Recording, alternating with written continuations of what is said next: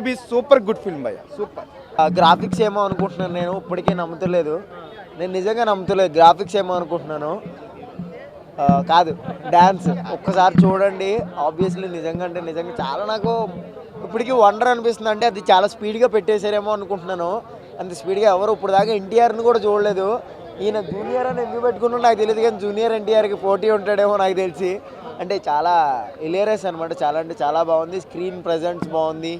కొంచెం అంటే కొంచెం ప్రతి ఒంట్లో ఏదో ఒకటి చిన్న తప్పు ఉంటుంది కదా, అట్లనే డైరెక్షన్ వాజ్ కొంచెం బెటర్ దెన్ ఉంటే బాగుంటుంది నాకు అనిపించింది. సినిమా అయితే అలానే ఏం లేదు, స్టోరీయే కొంచెం కొంచెం పిక్ చేసుకోవడం కరెక్ట్ కాదనిపించింది నాకు. అల్లుడు సినిమా చూసారా మీరు?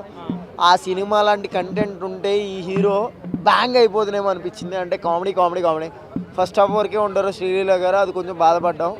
కానీ ఎవర్ గ్రీన్ సినిమా అయితే బాగుంది, నాట్ బ్యాడ్. కానీ ఇంకొంచెం మ్యాజిక్ ఉంటే జెనిలియా గారిది స్లాట్ అండి, నార్మల్ బేసిక్ ఉంటుంది. సిస్టర్ క్యారెక్టర్ అనమాట. నేను కూడా హీరోయిన్ అనుకున్నాను, కాదు సిస్టర్ సూట్ అవుతులే హీరోయిన్గా. ఎందుకంటే 60-30 అనుకుంటా, సెకండ్ చాలా చాలా చాలా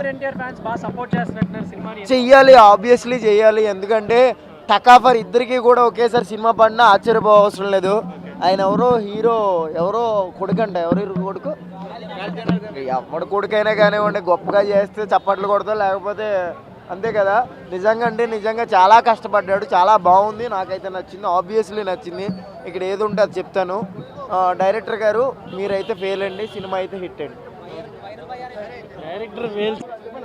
అన్న జూనియర్ మూవీ అయితే చూడ